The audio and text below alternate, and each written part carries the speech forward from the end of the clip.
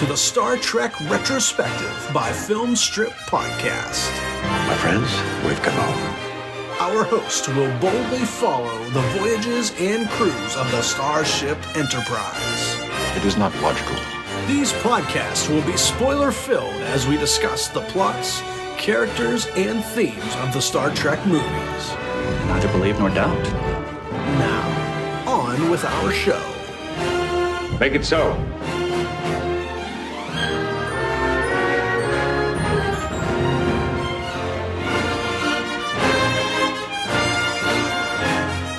Welcome back to the Star Trek Retrospective by Film Strip. I'm Jay. I'm Nate. We're here to talk about Star Trek VI, The Undiscovered Country, starring William Shatner, Leonard Nimoy, DeForest Kelley, James Doohan, George Takei, Walter Koenig, Nichelle Nichols, David Warner, Kim Cattrall, and Christopher Plummer. Written by Leonard Nimoy, Lawrence Connor, Mark Rosenthal, Nicholas Meyer, and Denny Martin Flynn. Directed by Nicholas Meyer. Released in December 1991 on a $30 million budget, grossed $96.8 million at the box office. Nate, it's the last ride for the original crew of the Starship Enterprise, and they brought back some familiar folks to help them get there in Nicholas Meyer. They did. You know, after Star Trek V, I think we saw, okay, Nimoy did a pretty decent job with 4, and he did a decent job with 3. Shatner had his role at 5. It didn't do well. That was not how they wanted to send off. You still had, I remember at the time, you know, after 5, there was this mix of feelings with Trekkies. Like, okay, so the next gen, now we're in 1991. Next gen has been on for 4 years. People are starting to get into that. They're starting to, you know, they're starting to gravitate towards that. But at the same time, is Star Trek V really how you wanted to go out with the next gen? I mean, with the original crew? And so here's one last ride, and there was some skepticism going in. It's like, well, 5 really sucked, and how many more movies are they going to do? I mean, you got to think in the 80s and 90s, how many films made fun of all the Rocky movies? You know, I remember I watched Spaceballs recently, and they were making fun of Rocky 5000, and in the airplane movie, it was Rocky like 76 or something like that. And so here's Star Trek 6, like, oh my goodness, you know, it can't get any better. They just kept getting worse for some people with Star Trek V, but the movie proved a lot of people wrong. Well, you know, you're talking about sequelitis that was hitting studios, and the other genre that had, by this point, had really petered itself out was the slasher genre that was so big in the late 70s and through the 80s. Everybody had hit a wall at some point. You know, they Halloween 5 had happened, and that bombed because they rushed in production too much. Jason had gone to Manhattan, and Paramount left his ass there, and so, you know, they were ready to ship that off to New Line, like we talked about. Nightmare on Elm Street, same thing. I mean, Nightmare on Elm Street had already, with Freddy's Dead, had come around. Hellraiser never really had a plateau, but it had gotten into some direct-to-video action at this point. You know, it was getting close to it. You know, at this point, you're doing Critters 4, and it's all watered down. You know, and you put numbers behind things. You know, we'd already done Jaws: The Revenge, and that had been a joke in Back to the Future 2. You know, like you talked about. So there was this sense of sequelitis, but they also felt very strongly that the next generation wasn't ready to do movies yet because the TV show was working and it was popular, and you don't want to stop production on that to make this work, right? You know, to do all this stuff. And so what do you do? You know, and the original idea that they pitched to Roddenberry and company was, let's do the prequel, the first, you know, go back to the original. And he absolutely destroyed that. He's like, no, under no circumstances are we going back and telling the origin story and all that, which is funny in this series because we will get there. And many moons later, we will come back to that idea. But that's what Paramount wanted. And they said, well, okay, then what? And so Nimoy came up with the idea of, like, what if the Berlin Wall came down in space? Let's go back to this, you know, sort of neo-political idea. The things that are going on in our times, let's make them reflect, because that's what the show was doing back in the 60s. So let's do that again. Brought in Nicholas Meyer, who had made, you know, Star Trek II such a smash hit, and of course pissed Roddenberry off because it's all very military, you know, and he was anti that. And between the two of them, and then, you know, other people that they were bringing around, they were coming up with ideas, and Shatner pitched a couple of ideas that they didn't really, you know, go with, but a couple of things they liked. They liked the idea of Kirk needs to get in trouble again, so okay, we'll do that.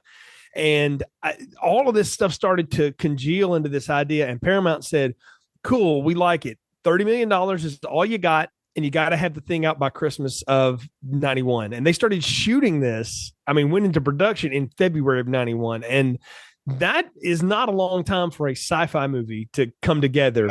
But unlike part 5, they got the almost undivided attention of ILM this time, who said, okay, we'll give you our A team to do the effects if you guys can deliver the film on time and get it together. And between, all those people, all the writing credits and stuff, they came out with a script that more or less is what we see, with a couple of changes that we'll talk about, particularly with a Vulcan character, which when I did a little bit of reading on this, I didn't realize how that came to be. I had known before that it was supposed to be Savick and that Roddenberry was totally against that, but Meyer was like, whatever, I created her, I can do what I want. But then he ultimately didn't, and I don't know why. I couldn't find any reason, maybe but they came to this idea again. But the one thing that was the edict from all the cast was like, this is it. Like, we are too old to do this. And a couple of them had other opportunities. They're like, I need to get out of this uniform and stop doing this. Like, I need to do other things now. I can't be, this character for the rest of my life. And which, is funny because that is what they'll all go down as, what they're for, right? Right. In spite of everything else that they've done. But I love that was their idea. Like, we're going to come back, we're going to do this, but they had to get everybody on board and give them something to do. And that was the other thing too, is they felt like for about 3 movies now, you give me like a minute or two, but you don't give me anything. It's really just been the Spock and Kirk show. And sometimes the Spock Bones and Kirk show. I need something to do too. I don't think the other actors are necessarily wrong in that, because if it's going to be your send off, you got to give everybody something to do. And the other edict from Paramount was it's got to be under 2 hours. And so I wanted to ask you, I didn't realize there was a director's cut to this. It's about 3 minutes longer, but even as theatrical, it's over an hour and 50. Which one did you watch for this? The director's cut, because I remember years later watching the movie and thinking, well, where's Colonel West? That was the big thing that was left out, played by Rene Auberjonois, who's about to, a few years later will be cast as Odo in Deep Space Nine. He played Colonel West. One of the scenes that was cut out was when he walked into the president's office to make a pitch of how to rescue Kirk and McCoy from, Kronos. And one of the best lines, I think, is like when he says, well, we can do this with acceptable casualties. And the president says, well, what if this precipitates a full-scale war? And Colonel West just looks at him and is like, well, quite frankly, Mr. President, we can clean their chronometers. And so he's like, yeah, no, we're not doing that. Yeah. And then another big one, which I thought I was really stunned that I don't know why they cut this out, is when the assassin at the end is revealed, that it wasn't a Klingon and it was in fact Colonel West. Like, that was huge, because in the final cut, they just say this is not Klingon blood, and then it's done. Like, you don't see who it is, and then you don't realize, oh, it's a human that's under there. So that was a big cut there. And as we get into this later, as we talk later, there were some of the ideas that they pitched that wanted to be in there. I mean, this is one of my favorite Trek films, but there was some stuff that they were talking about putting in that would have made it even better. I mean, it really would have called back to some of these past movies. But if I can, for a second, going back to what you're talking about with the Cold War, I think that's extremely important to this film and its importance and why it holds such high regard and why it did so well at the box office. You got to think, this is 1991. You've got perestroika. You've got the fall of communism. Lithuania just declared their independence from the Soviet Union. The Soviet Republic is falling apart. The USSR is collapsing. The Berlin Wall has come down. And you've got this, there's so many Cold War references throughout this movie. I mean, Gorkon, the name Gorkon himself was Nicholas Meyer took a combination of Gorbachev and Lincoln and made it Gorkon. Yeah. And that's how you get this name. And let's also remember, Nicholas Meyer directed the most watched made-for-TV movie in history, which dealt with the Cold War, The Day After, which he did in 1983.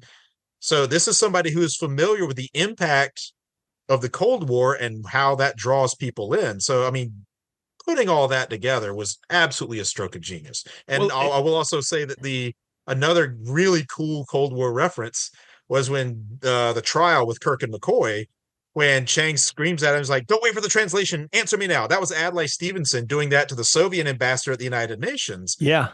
I mean, just absolutely brilliant. Oh, look, there's so much in this. And that's the thing that gets me is the fact that they had to keep this under 2 hours. This could have been, nowadays, this would have been a 2 hour, 45-minute blow off epic. This would have been in-game from Marvel. Like they would have done all of it, But in the 90s, we didn't do that. And particularly for the sixth version of a movie franchise that had been a minute before it had a hit. We also got to mention too, the other thing that really Nimoy and Shatner supposedly had some to say to this too, was we got to work some version of Chernobyl into this, because the truth about that, of course, wouldn't really come out until many years later, but it was starting to trickle out now as to exactly how bad that had been in 1986 and how close to being even worse it could have been had there not been some really smart, fast thinking people in the Soviet Union who bucked the trend, Gorbachev being one of them, to make that happen. And there were a lot of reasons communism fell in the Soviet Union, and we can't get into all of them here today, but that was not something that helped it stay around. Like Chernobyl was sort of the last straw that broke it all apart, because at that point, that way of thinking and doing, where the state can never do any wrong, had landed them almost on the verge of wiping out half the world. And that's literally where they were. And that's the opening of the film. Maybe you get that exact same thing, because for so long, the Soviet Union had kept everything under wraps. State run media, everything's fine. We're doing great. Everybody's happy. The economy's fine. Nobody's dying of famine. There's no problems here. And then when Chernobyl happened, at the beginning, they're still spinning that. It's fine. It's okay. 3.6 Rontgen. It's not great, but it's not bad. We're fine. And when you've got like large swaths of people dying, not just in the Soviet Union, but outside of it too, from this radiation, it's like they can't hide that. Like no matter how much they try to spin it, they can't hide that. And so Praxis in Star Trek 6 is the same way. It's here's their Chernobyl. Here is their main key energy facility, and it is destroyed. Klingons can't hide that. And so they do the same thing, sort of what the Soviet Union did. They had to come outside. It's like, okay, we need help. We messed up. We can't hide this. We can't convince the Klingon people that everything's fine. That we need some help here. Oh no, and that's, I mean, it's a good lead into to go to the plot summary here, because there's so much we want to talk about in this one. So I'm going to go through that, and this is going to be a pretty dense plot summary because there's a lot going on in this movie, and I'm even going to leave out stuff because it's just so much going on. But as you mentioned, the film opens with the Klingon moon Praxis suffering a devastating explosion. It's a disaster that throws the Klingon Empire into complete turmoil, forcing them to finally seek peace with their longtime rivals, the Federation. Captain Sulu, now commanding the USS Excelsior, witnesses the destruction and is sort of first on the scene. Meanwhile, Captain Kirk and his crew of the Enterprise are ready to stand down in about 3 weeks. However, their plans are disrupted when they're tasked with escorting Klingon Chancellor Gorkon to Earth for the historic peace talks.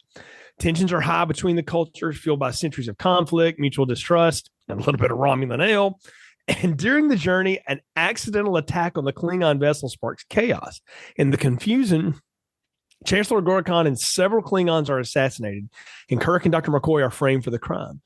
Imprisoned on the harsh Klingon penal colony that's like a frozen tundra, Kirk and McCoy have to overcome all kinds of differences, and they strike an unlikely alliance with a fellow prisoner who's a shapeshifter and also a supermodel named Amon to clear their names, but that's all a ruse too, because she's just trying to collect a bounty on them.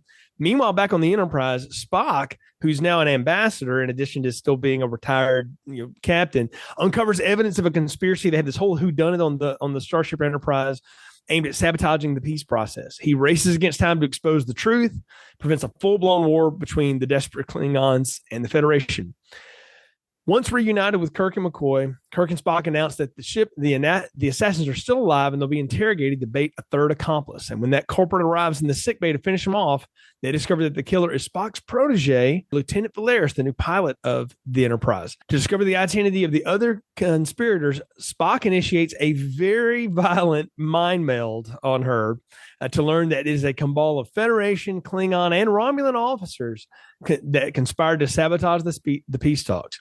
The torpedoes that struck Gorkon's cruiser were not from the Enterprise, but they were actually from General Chang, the right-hand advisor to Gorkon. His ship can fire cloaked as a unique ability. The Enterprise and the Excelsior race to a location of the newly held peace talks, and Chang's cloaked ship attacks and inflicts heavy damage on both ships. But Spock and McCoy modify a torpedo at the suggestion of Uhura to basically make it a heat seeker. And it finds Chang's ship, and then the two of them together destroy it with a volley of torpedoes. The crew from both ships beam to the conference and thwart an attack on the Federation president's life. And the Starfleet Command orders Enterprise to return to Earth after everyone is saved, but Kirk and Spock decide, they can go to hell, and they take it one more spin around the galaxy as the old crew sails off into the distance and credits roll. And lots to unpack as we get into this, Nate, as we said. But I think we've talked about it's the last ride of the original crew. It's also the last ride of this version of this ship, because we talked about before that the 1701A was never really built for much more than training exercises anyway, and it's been through a little bit in its short life together. And this crew has made the most of it, but at this point, they know that this ship's probably getting scuttled to the side. We're going to have new everything once the new group comes up. Yeah, that's it. I mean, for this ship, if you think about the ship itself, isn't really that old. We first see it finally in use at the end of Star Trek 4. So by the time this movie takes place, I believe it's 6 years after Star Trek 5. Mm-hmm. So it's still, it's obviously a much better upgrade than what it was in Star Trek 5, but it's not meant to do what the Excelsior can do. The Excelsior's now been around for about 10 years. They're starting to build more ships like the Excelsior. The Constitution class is going by the wayside. And as you'll see later in Next Gen and Deep Space Nine, the Miranda class, which is the Reliant from Star Trek 2, that's still around. The Excelsior class is still around, but you don't see the Constitution class anymore. And this is basically one of the final Constitution class vessels. And like you said, it was mostly for training. And at the end of the film, where they say, they're talking about whatever new ship and crew take over, what new crew takes over the ship, they hope they have great adventures with that. But will they, though? I mean, it probably won't even be called Enterprise after that crew steps down. Well, what's neat in this that I noticed this time was, and they made a big deal about it in part 5, was that it was really just the officers, the crew, the Enterprise that we know, and then everybody else is wearing the white trainers uniforms, like that. Usually that's engineers, officers uniforms, because they're down below. Yeah, let's put the people working on the engine in the white clothes, but whatever. So they're always in that. But everybody on this, though, those guys are still wearing that, but everybody else on this is wearing the red. So they've actually fully stocked this ship, because there's a lot of people on this thing, and they've been on voyages. Like you say, they've gone and done their explorations. They've, continued their work. And it is very militaristic in terms of the career arc. These people have been in space for 30 years or been working together as a crew for 30 years. It's time to retire or do something else. And at the beginning of this, you get the sense that they're not exactly taking this out on deep runs anymore anyway, because Scotty's, teaching people, engineering at this point, and Uhura's giving lectures on communications at the academy, and Spock is now graduating to what his father is. He's an ambassador, so he still wears the uniform, but he's really doing that mostly because he's still with his shipmates. You got to figure when they step down, that goes away, and he goes into the traditional Vulcan garb. And then, McCoy is just being McCoy, because can you imagine that guy with like a real job? Like, no, no, definitely not. Definitely, he's just going to be, he probably go and do medical school work or something like that, residency maybe, teaching other doctors how to use all the gear that they've got. But everybody's got stuff to do. But you look at, Sulu's not here. He's graduated above them all. He's now a captain. And that's a big deal, man, because, the war between Shatner and Takai is pretty ongoing. And it probably will last until they're both gone, sadly. But they really didn't care for each other. But there's a moment in this when Sulu is on screen and he's talking to Kirk, and Kirk looks at him, and it's just this look of it's a character moment where Kirk's like, man, of all the people that graduated off this ship, I'm glad it's you. It's like that's and you got to you think back to these movies in particular, Sulu's been like the steadiest hand of any of them. Oh yeah. I mean, aside from getting infected in the original series by some virus where he goes crazy, like most of the crew, he's always been the steady hand. He's always been the one to, be He's been the calm one, and that's who you want at the helm. You don't want anybody that's going to overreact, because you overreact, you hit an asteroid, don't make the right maneuver, and you get hit by a Klingon torpedo. I mean, yeah, he's always been the steady hand. So having that kind of steady hand at the helm of the Excelsior, and as you see throughout, like, he uses that knowledge as a captain. Like, he knows the limits of the ship. He knows what to do next. Like, he's seen and experienced everything, but he's also that voice of reason. Absolutely. And it's neat that we open with Praxis exploding, and his teeth start shaking off of the thing. He's given his captain's log, and it's like, wow, we're in a different world completely. And all of a sudden the ship is blown right through it. And I mean, that, I got to say again, for a movie that did not have budget, they did not have a lot of money to do this. And this is the time when this stuff started costing a lot of money to do. That energy wave looks really good against those models. And they didn't let them build new stuff. They had to take old models and refurbish them. Yep. So something I do want to brag about the explosion of Praxis, especially to our Star Wars fans out there. Here's something you can thank Star Trek for. So that explosion of Praxis, that was the first of its kind in cinema. And that was loved so much. You see it in a lot of films after that. Or you see it in Stargate. You see it in a lot of other films, most notably in the remastered version of special edition, special editions of Star Wars: A New Hope and Return of the Jedi. So when Alderaan explodes and when the Death Star explodes, that's literally in Hollywood. It's literally called the Praxis effect, because it was from the explosion of Praxis. So Star Wars fans, you can thank Star Trek for making those planetary and Death Star explosions more realistic. You know what, though? And it is more realistic, because the idea of the nuclear shockwave, we knew a lot more about how that would work at this time, and that's what it should look like. And poor ILM and Lucas's credit in 1977, they were lucky enough to get what they got out of that model blowing up. So, the fact that they were going to tinker with it later, well, okay, that Kubrick is somewhere still editing The Shining, So I mean, some guys just never let it go. But I love that, though, and it did remind me of that, as I thought, I didn't know that came from this, but that makes total sense now. I'm like, yeah, it's the same effects company. They would have invented this, and they said, we should repurpose this. I'm sure George saw that and said, hey fellas, I think it's time to redo the Star Wars things with that, and just go. I don't know why he became Kermit the Frog all of a sudden, but yeah, that I love that move, though, and I love that the response is very Chernobyl like, no, we don't need any help, thank you very much, everything's under control. If we stay out of the neutral zone, obey the treaty. It's this whole idea of like, don't cross the lines. And we're gonna see that those lines had already been blurred a lot. We were already crossing into the neutral zone, and nobody was coming with gangbusters to attack each other anymore.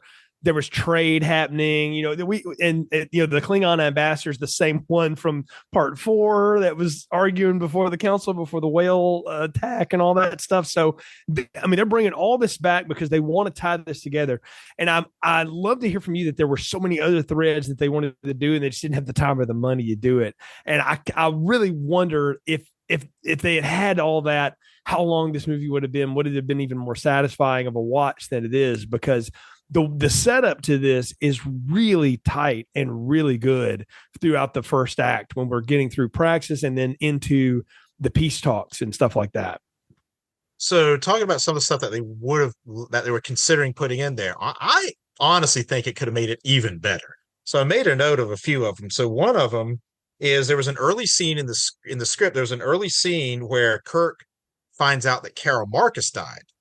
And so throughout the film, when you see him lamenting the death of his son, he's also lamenting the death of Carol Marcus. Like, he could have been like, wow, at that point, he's feeling like his family is gone. And so when Kirk says, let them die, like, his extreme hatred for the Klingons is on full display. Like, he would have learned that before that meeting with Spock. That would have been so much better. That's a dropped line. That's all they need. Exactly. Yeah. Another one is that during the interrogation scene, where during the court scene where McCoy and Kirk are on Kronos, one of the witnesses that they wanted to call in was Maltz, John Larroquette's character from Star Trek 3, the one Klingon that survived. They wanted him in there, but Larroquette was unavailable, but they wanted him as a character witness of Star Trek 3. But I will say that this is something I think a lot of people don't realize it, but you got to go back and look. Captain Claw from Star Trek 5, the Klingon captain of the Bird of Prey from Star Trek 5, he is actually in that scene. he has been demoted. He is the translator from Klingon to English. He is the translator. He lost the command. He is now a translator for court. Because I remember watching that the first time, I was like, is that? No. And then when I saw it when it came out on VHS, I was like, oh my God, that's Captain Claude. Sure enough, that is definitely him. Well, we're jumping ahead a little bit here, but I want to mention it now because it's worth talking about. When they're on trial, they're given like the Klingon public defender. And I know that to be Michael Dorn, who is Worf on Star Trek The Next Generation. And from what I read, this is supposed to be Worf's like great grandfather or something like that. That's correct. I mean, it is whenever he says, what do you say? Moog was his name, and Worf is the son of Moog, who would have been most likely named after somebody down the line who meant a lot in their family's history. And so, it was Worf. It was Worf. It was, he didn't say Moog. He said Worf, Colonel Worf or whatever. So Worf would have been, that's what I meant. Worf would have been named after somebody further down the line. But it was never really explored. And it would have been nice to have been mentioned sometime in Deep Space and in Next Gen or Deep Space Nine that, hey, I had a great grandfather who is an attorney on Kronos. Well, they would have had the perfect opportunity to do it in the next movie, but we'll talk about that when we get to it. But I'll tell you, the fact that they don't, though, is like one of those little things that rewards fans of a series that, like, if people pop in and out of it, like me, like I can just watch it and go, like, isn't that the guy on the show? Yeah, okay. But if you know this, it opens up that character more for you. And what I really wanted to get at was our relationships with the Klingons were changing drastically, particularly with the younger generation. And this is almost always like the trope, right? Is that the older people can't get over their, hatred, bigotry, whatever it might be, whether it's well-founded or not, because life is life and emotions are emotions, right? And it's usually the super logical or, again, younger people coming along that go like, yeah, but we need to look beyond that now because these people are dying. Look at what they're doing. And I love that subtle part of this movie, because, again, we're talking about the 6th movie in a franchise. It didn't need to be subtle, but it is. And that's what I think makes it so much more than what it really should be. Like, it's given it all this great subtext because they have this dinner. And I mean, it is the look who's coming to dinner for the Star Trek universe, man. You talk about uncomfortable conversations around the dinner table with everybody, and we're all drinking a little bit of the good blue stuff, and it's starting to get loose there. And I love that they've given David Warner, this really classic actor, to just sit there. He can be calm, collected against Kirk's sort of pissed off stoicism at the other end of the table, right? And then you've got to his right Christopher Plummer, who is chewing the scenery up, spitting out all the Shakespeare. I love it when Warner's like, you haven't heard Shakespeare till you've heard it in the original Klingon tongue, and they keep doing all this. Oh, that's Hamlet. That's this, that, or whatever. And then Chang says something about like, we have the right to live, whatever. And I love how Kirk just takes a sip of that wine or whatever and says, Hitler, 1938. And it's like, we need breathing room is what, Chang says. And he says, Earth, Hitler, 1938. And he's like, beg your pardon. It was, I love that whole conversation. You see that both sides make statements that I think they wish they could take back. Right. When Chekhov says inalienable rights, I'm like, oh, wrong word, buddy. You've been around long enough. You should know not to say that word. Exactly. And you see and I love that Chang and Kurt were sitting beside each other because you've got a lot of machismo and bravado between the two of them. There's a pissing contest on that end of the table. Oh, completely. Yeah. If Kirk were a Klingon, he would 1000% be Chang. Like that is his equal in the Klingon empire. Like he's shrewd, he's cunning, funny. He's just out there. Yeah. Because apparently Nicholas Meyer told Christopher Plummer, I want you to be the Klingon version of Kirk with just a little bit of Ricardo Montalban.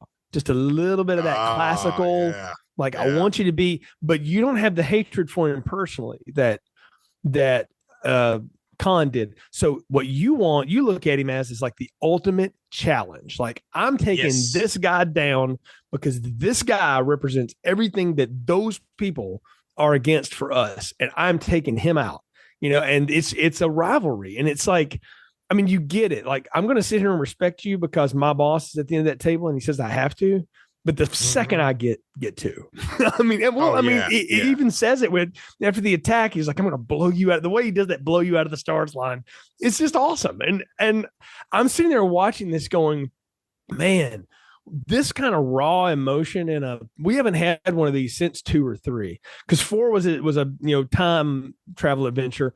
5 was about a lot of heady things that never really could congeal together, like we talked about. This is the essence of like a big blow off Star Trek movie. Mm-hmm. Oh yeah, I mean, you've got amazing acting, amazing effects. You've got, I mean, there's just so much about this that's so good. And then after Kronos 1 has been, basically fired upon, and everybody's trying to figure it out, and Chang's like, I'm getting ready to blow you out of the stars. And then Kirk could have easily been like, all right, let's go. You want a piece of me? I will destroy you. And instead, he did the smart thing. And I think it's a reflection of all those years of being with Spock, that sometimes you have to take the logical route here. He's like, his immediate reaction, Uhura, signal our surrender. And she's like, what? And surrender. We are surrendered. Like, stop. We got to stop this now. Mm-hmm. And what does he do? He himself, and McCoy volunteers to go with him, says, hey, we got to go over there. We got to see what's going on. Now, imagine Kirk back just after his son died doing that. 10 years ago. Yeah, 10 years, even just 10 years ago. Like, he would never have done that. He would have swung around and fired on him. No way. But I love that though, because again, we think of Kirk as this fly by the seat of his pants hothead who just makes it up as he goes, because that's what has been, right? But again, he's in command for a reason, because in the worst of moments, he knows exactly the right response. And the response right then is not, let's go blow him to hell. It's, hold on. We need to figure out what just happened, because our ordinance says we didn't fire, but my computer database says we did.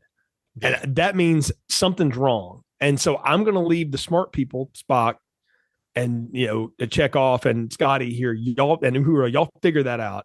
Me and Bones is going along because he's the doctor, right? And we should talk about, too, that was a hell of a great sequence with those two assassins going on board. And you catch it now when you see them later that they're dead or whatever, because Valeris has killed them. She has a moment where she sees them and she's like, don't y'all have something else to do? And you just think like that's her just kind of exerting her, power trippy, Vulcan stuff on them. But she realizes like, no, she set them up for this. She's paid them for this, with her cabal, and they're going to do that. That's a great sequence of them walking around shooting everybody. And again, I mean, I love the little blood globules and all the the floating and all that. In 1991, man, when I saw this in theaters, that blew my mind. I was like, this looks awesome.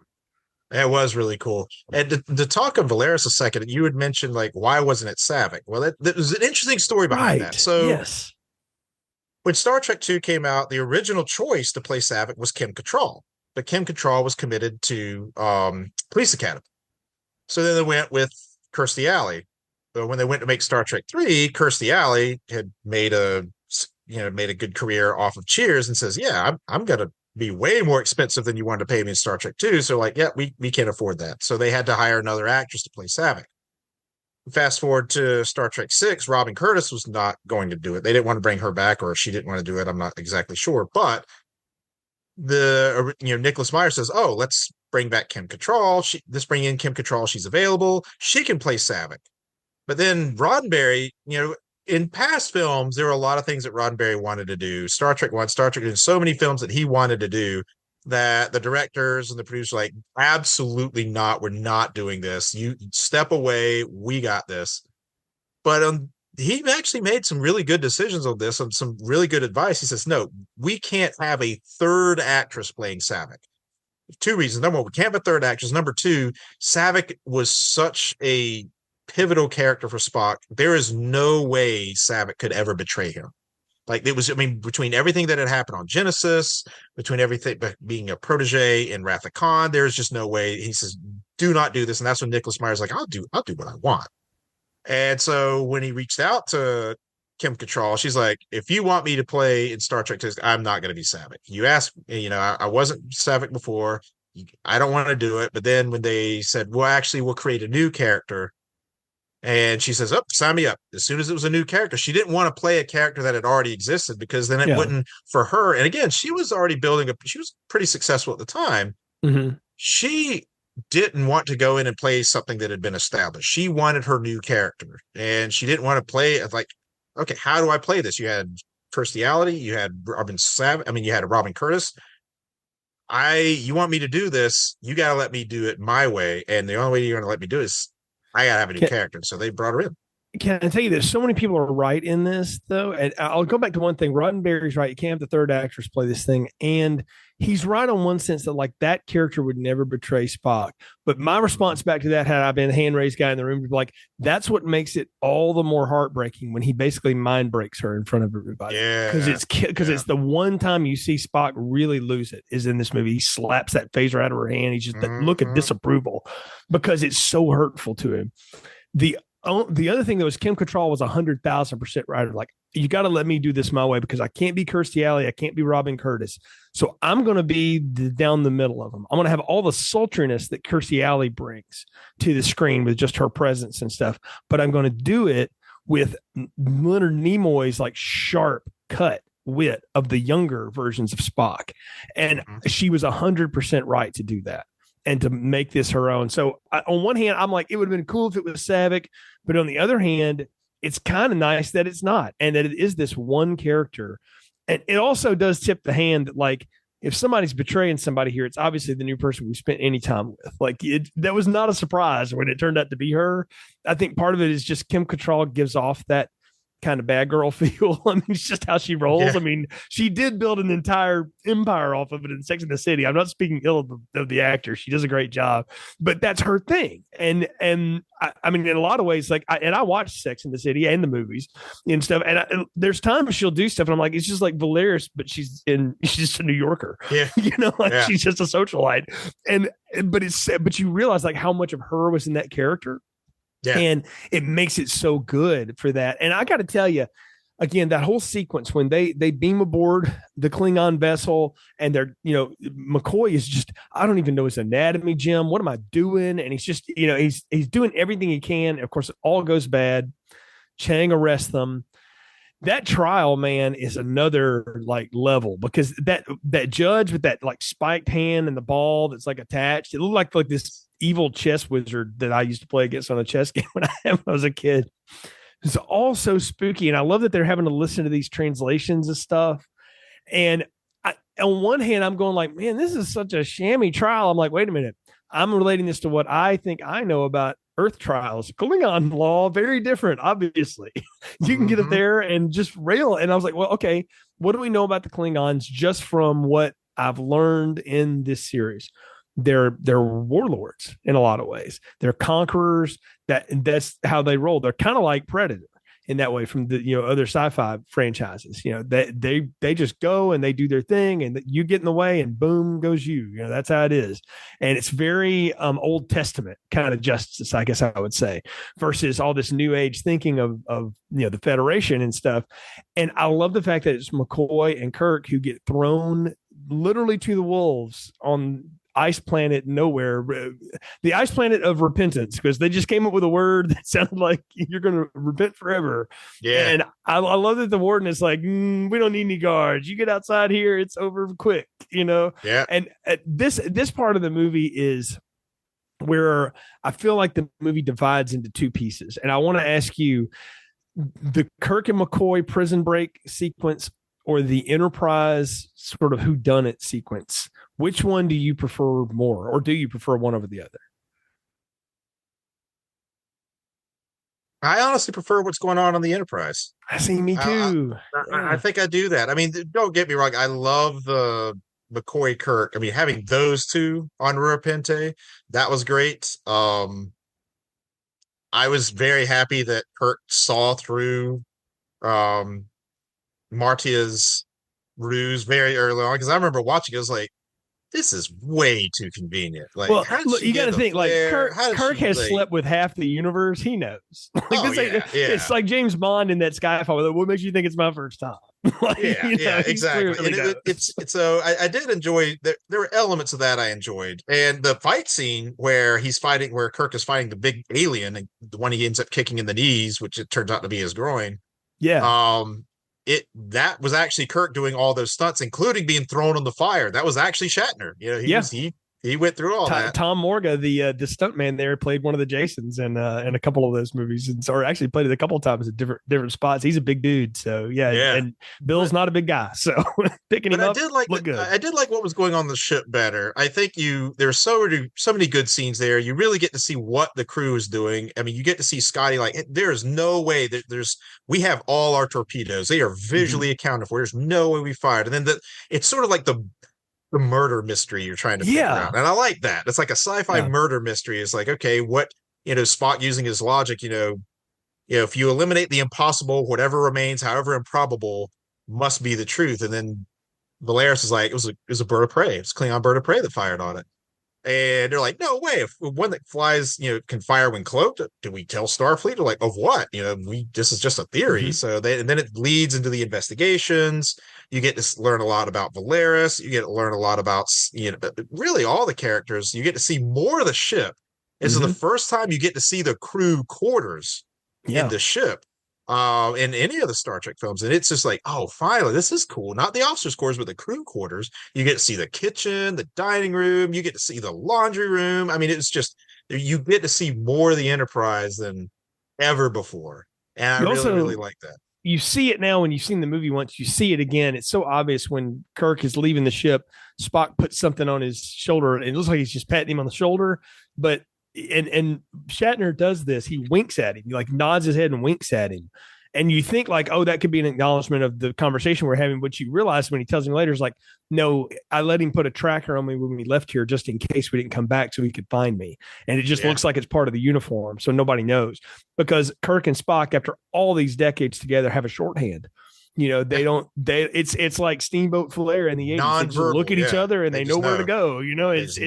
And I love that though, that we just play into that again, is that on one hand, it's like, oh, that's a cheap way out. I'm like, no, that's Kirk and Spock. That's what they do. And it's usually Spock getting Kirk out of stuff he can't get himself out of, or him trusting him to. And it pays off something that Shatner was really big about for the Kirk character in that fifth movie, is the idea that Kirk will never die as long as he's got these people around him. He believes that firmly, and it allows him to operate the way he does. It gives you insight into his character. So he never gives up. Whereas McCoy's always like, I feel like Bill Paxton like channeled a lot of McCoy when he was in Aliens. It's like, game over, we're done, or a little bit of Jar Jar Binks there too, I guess too. But I mean, it's just, we're toast. I'm too old for this. He's doing Danny Glover and all that. But the comedy of it, I feel like there's more comedy on Rua Pente, whereas the murder mystery on the Enterprise gets everybody involved. Everybody's got something to do. Everybody's having fun. Even this vast crew of just people we don't even know are out doing stuff. And what's neat is Valeris is actively taking part in this, because part of a good ruse is you have to act like, okay, yeah, we're gonna let this keep going, because I can just still pin it on these two nobodies. I've got the perfect patsies for this, right? And that's a nice political conspiracy theory. It leads into all that stuff that was Cold War at the time. I'm with you. I love the Enterprise stuff and how they figure it out. Ultimately, I mean, they find the boots. It's obviously not the feet of the guy who wore them. That was fun. That was funny. Chekhov's just giving him hell, and Spock's like pointing at the ground. The rest of them are like, "Oh no!" But it's like a good piece of comedy right there in the middle of all this stuff. So talking to the comedy, I was going to mention that too. While this movie is very serious in a lot of ways, there are some comedic relief. There's some comic relief in the film, which I like. The boot scene with Ensign Dax, and then you had when they go into Klingon, when they find, okay, let's go rescue Kirk and McCoy, we got to get into Klingon space. So how do we, they're going to pick us up. How do we contact them? It's like, well, we can't use the universal translator. You'll be detected. So they have to like go through all these textbooks and say something in Klingon. They're all working together. I love how they're spitting that back and forth, and the Klingons are like, good luck with that, or good luck killing the bugs. And they're it's like, don't get any bugs. But you know what it reminds me of, and it's an 80s movie, but it's a Cold War movie, Spies Like Us. Yes. Dan Aykroyd does this. God, I love that movie. Dan Aykroyd's a big conspiracy head anyway, and that movie is all that shit is from him and Harold Ramis. Yeah. But you watch that now, watch that movie now and go like, oh my God, he was right about all of it. But they do the same. And I love that they play that gag here, because the best thing to do in a movie that's trying to build a lot of tension is you've got to have moments of relief, like exhaust for the audience. Right. And these are moments of exhaust. It's also, I mean, even Wrath of Khan had a little bit of that in it, until it got just deadly serious at the very end. Yeah. And this movie knows exactly when to hit the brakes, just for a little bit, just to ease off, just to give you a little bit of a breath before it comes down. Because when Spock confronts Valeris, after he's slapped the phaser out of her hand and all this stuff, and he's got her on the bridge in front of everybody, right? I mean, we're at trial right now, and the way she blows him off, like, I'm not telling you anything else. And they've already had the bit about, like, are you telling a lie? No choice. And she throws it back in his face, and he walks over there and he mind melds her. So I mean, and it's just the two of them and their faces in his hands and the music pumping. Dude, that is some intense moments right there. That was terrifying. I honestly thought that her head was literally going to explode. One of the scenes where you see it from the back, I thought her head was just going to actually explode. I was like, oh God, is this film going to go where I think it's going to go? Oh, that was terrifying. But that was I think one of the most powerful moments of the film, because it's not only a forced mind meld, but it's the first time you see two hands on somebody to dig deep, and you see like the just pain that she's going through when they're trying to find the location of the peace conference, and she is just can't take it anymore. Like, the pain is just too strong. You see Scotty's reaction, like, oh, yeah, like they know, like all of them know what he is doing to her. And I thought he was going full Scanners and was just going to blow her head off. Like, it was rough. And we got to give credit. Cliff Edelman is the composer on this, and he's been a composer for years, done a lot of stuff. This was a great score, and it's a great way to build that tension while calling back to those classic pieces. But that was really, really well done. And he basically breaks her brain at that point to get what he wants. And what I love is that both of them have tears streaming down their face, which for Spock, that is a huge thing. And he just trembling says, like, she doesn't know where the P6 are. I know everybody that she's been involved with. I know all the stuff now. And what you find out is that it's everybody. It's everybody who was a manifestation of all the prejudices they were having at that dinner table. Well, there are people out there willing to act upon them, so it shows you the next level up is even worse sometimes. Well, to touch really quick, you had mentioned the composer, Cliff Edelman. It's interesting. He was not the first or second choice to compose for the films. The first choice was James Horner, who was the composer of 2 and 3. When he was approached, he says, "Oh, I'm sorry, I've outgrown Star Trek. That's beneath me now." So then they go to Jerry Goldsmith, who did Star Trek 5, and he's like, "You know what? Star Trek 5 was garbage and didn't do anything. No thanks, I'm out. Like, I can't see you making a better movie." So then they come to Cliff Edelman, like, "Hey, could you do this film with us? And could you incorporate some of Horner and Goldsmith? And also, they originally wanted to, at the beginning of the film, incorporate Gustav Holst's Mars Symphony from their Planet Symphony, the composition Mars. But it was the cost for licensing that out was just too astronomical. So they said, hey, we want a little bit of Gustav Holst's Mars, a little bit of Horner, and a little bit of Goldsmith. Can you mix it all together and make something?" And the final product was incredible. I think one of the best soundtracks, maybe the second best soundtrack of the Star Trek series. Yeah, it's hard to pick up in a franchise that's been done and do something different with it, to make things with it, but every now and then you find people that will come back and do. And again, the score here is incredible. It really is. And I hate that I get why Jerry Goldsmith might say that or whatever. That was one of the better things about 5 was the score was really good. We didn't really talk about it on that show, but it was a good score.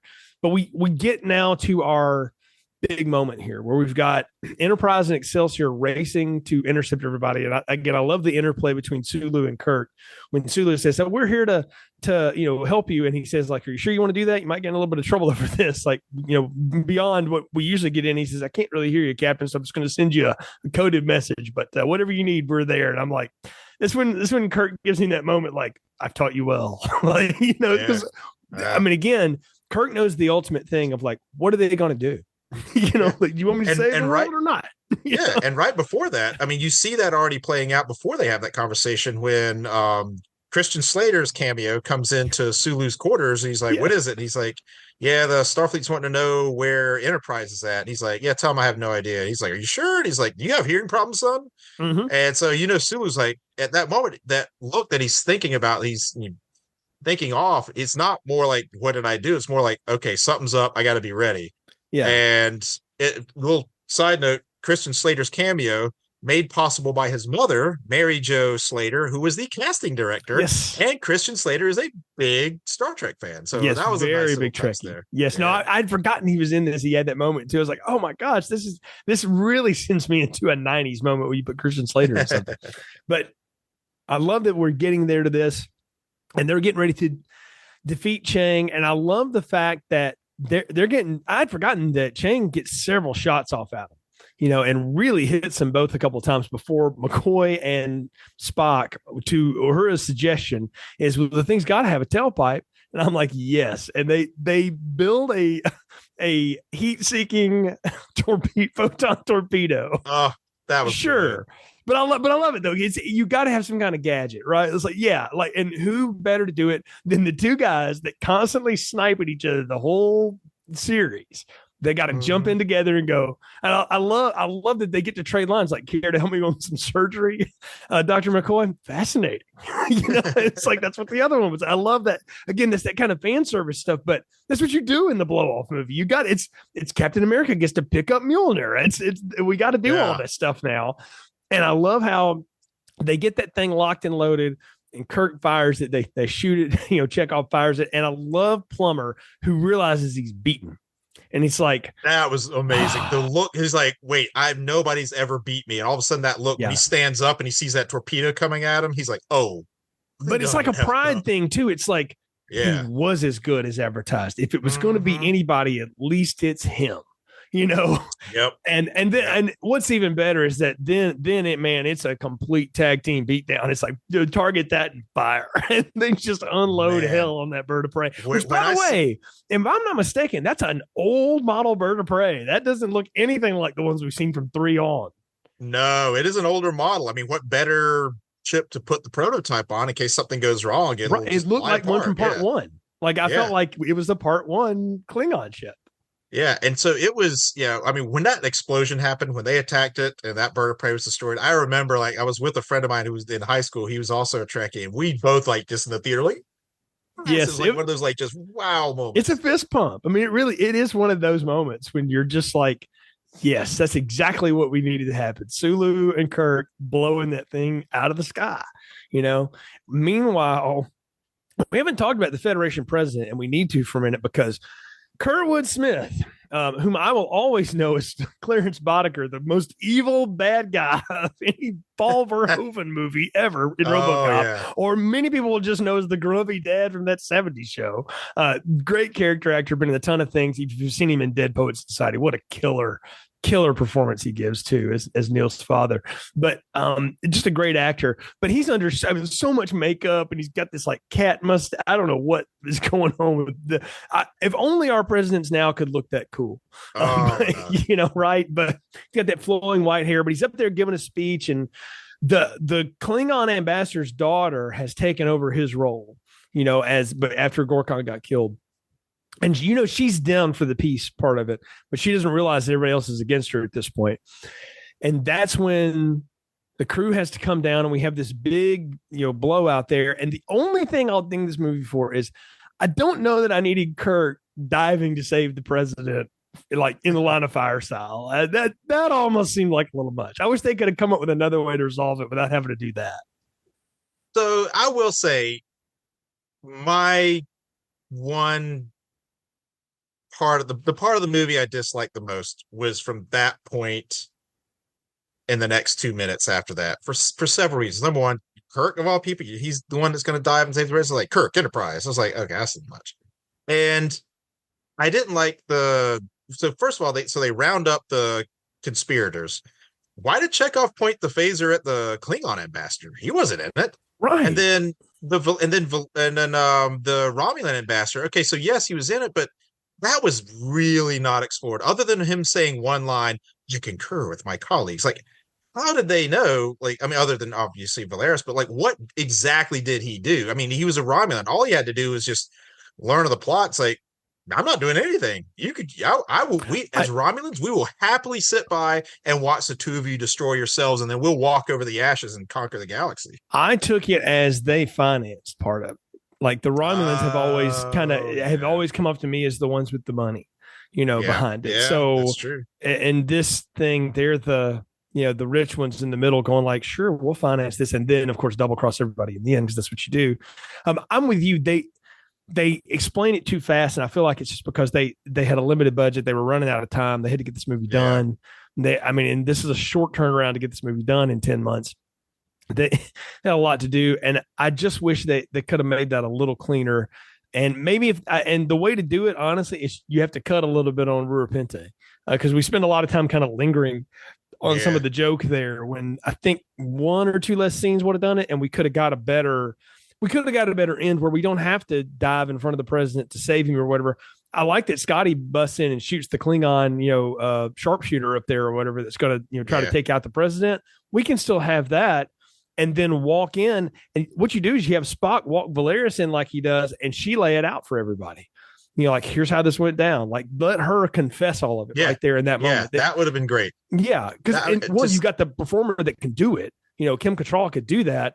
And if she starts resisting a little bit, you just have Spock kind of put his hand on the back of her head or something just for a minute. Like, do you want to go down that road again? That pays all that off. Nice.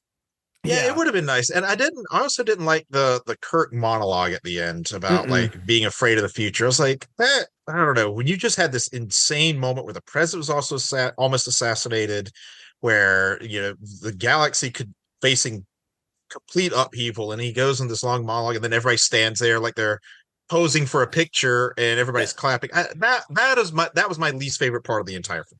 That feels like something that should have happened, like what we had at the end of 4. They come back, and then a few days later, now we have this sort of moment. Like, we go somewhere else, and Kirk is asked to speak by the president. Would you like to say some things? Yes, I would. And he says a few things, and then everybody kind of rounds up with the Enterprise. Like, I think that just feels like something that we just got to shove two scenes together because we ain't got time and money to do it otherwise, And I hate that for this, because I'm with you.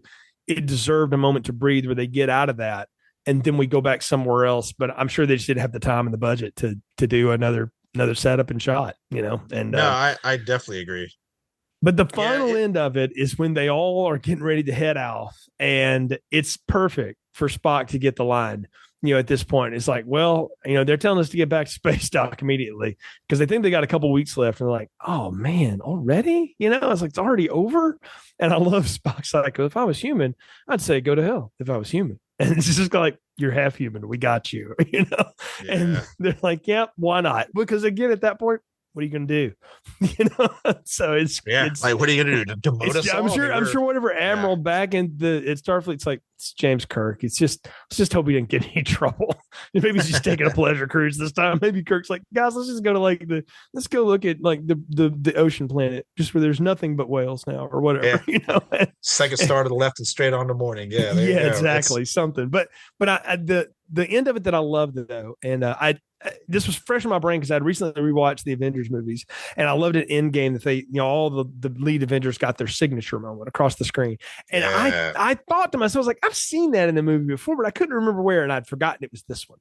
And I love how that happens. That everybody, all of the main cast get the sign off like that. I thought that was a nice touch.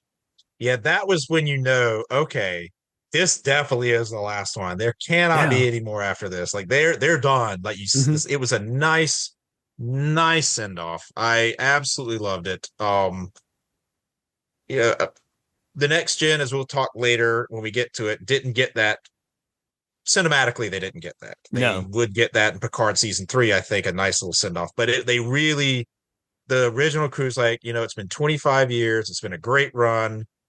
It's time. We're done. This is it. Here's our signatures. And you're like, you know what? Great to wrap it up. You knew the next films were going to be next gen films. It was amazing. Beautiful ending. Great soundtrack. I mean, just an all-powerful movie. This in the pantheon of Trek films, this is my third favorite. Well, that's what I was about to ask you. I think we're both, coming down the side of being big fans of this, obviously. So where this one ranks, you've got it third in the original 6. So what are your rankings so far? We'll just kind of update it as we go on these. So as the now third overall in the entire 13 film franchise, it's third of all. It's second in the original 6. So we're talking original 6 rankings. It would, for me, number one with the original 6 would be Star Trek 2, then Star Trek 6, then Star Trek 4, then Star Trek 1, Star Trek 3, and Star Trek 5. If you would have asked me 15 years ago, 1 would have been right there at the bottom, tied with 5. But over time, I've watched it more. I was like, this is actually pretty good. This gets a bad rap. It's aged well, especially when you've got the director's cut with some deleted scenes and more special effects in it. Makes it even better. So I've moved 1 up to right behind Star Trek 4. See, we're only different in the second spot in the original 6. I go 2, 4, 6. Then I have 1 there. And now, again, before we started this retrospective, I would have had it a lot lower. But I think the more times I watch that, the more I appreciate what that movie is and what it's doing. Yes. And I just really, really, really like it. And then I go 3, 5 for me. So basically, I only put 4 above 6 for me because I feel like it was such a bold idea to go straight broad comedy with this bunch of people. And the fact that they pull it off the whole time really is satisfying. And that they also have a kind of a preachy message without beating you over the head with it. Weird. And this movie does that too, which I credit a lot to Nicholas Meyer and Nimoy in particular, but really Meyer knowing how to do that. But I'm with you, man. This is such a triumphant way to send out the old cast. 5 had so much potential, but just never could live up to it. It just wasn't going to be there. To come back and hit with this, it's one of those you're like, yeah, that's the way to go out. So I'm with you. Such a strong entry in the franchise, and from what I understand in the whole pantheon, it's one that holds up pretty strong among the fans too. Oh, it definitely does. Because you got to think. I mean, I think a lot of us, especially those Gen Xers who remember seeing this in the theater, remember before it came out. I think a lot of us after 5 had stunk so much, and it'd been 3 years since the last Trek film, which wasn't very good. Now you're in the next gen. You're like, okay, the only Trek you've got is Next Generation. You're finally getting into it. And like, oh, we're going to make another one. And you're like, is it going to be Next Gen? Is it going to be original series? What are we going to do? We prefer Next Gen at this point. But then I remember seeing that movie poster at the theater. And you see directed by Nicholas Myers. You see the Enterprise getting hit by a torpedo from a bird of prey. You see the Klingons in there, like the faces of the Klingons. You're like, oh, man, Klingons and Nicholas Meyer. Oh, this is going to be great. I have no idea what it's going to be about, but it's going to be amazing. And it's so you just get this sense like, okay, hopefully, I mean, it's the expectations are very high, and it lived to those expectations. And it has held up over time. And I think the reason it's held up over time is that whole Cold War nostalgia. It's that whole, like, this is basically the Cold War ending in the 23rd century. This is what's happening right now. This is perestroika. This is your Chernobyl. This is Lithuania separate. This is the Berlin Wall coming down. This is everything. And I think so many people resonate with it. I think that's why it's aged so well, because you're seeing a shift. And even the people who are already starting to gravitate towards next gen, this also helped, because you're like, oh, so this is why the Klingons and the Federation are friends in the future. This is sort of setting that, because they hated each other, and this is how that became. And no, I love all of what you said and agree with it too. It's just a great send off from everything from the 60 series until this moment. The 25 years that Star Trek had existed in popular culture, to come to this moment was a great crescendo for this group. And it was a great way to send them off. But as we know, it's not the actual send off, because we will come back as we hit the Star Trek Generations, we kind of turn the page here a little bit on the Star Trek retrospective and get into some next gen talk before we get into the rebooted part of the franchise. But that is another episode for another day. Thanks again for joining us on this next leg of the Star Trek cinematic journey, folks. You can find this podcast on all the social media at Filmstrip Pod. Please subscribe, tell other people about the show, and please share it wherever you can. We appreciate the support. Until next time, for Nate, I'm Jay. Thank you for listening to Filmstrip. Thank you for listening to Filmstrip. You can find more episodes on our website, filmstrippodcast.com. The Filmstrip theme music is produced and performed by Frozen Lake 121. All content used or discussed in these podcast episodes is the property of the respective owners and used under the Fair Use Act, Section 504, C2, Title 17.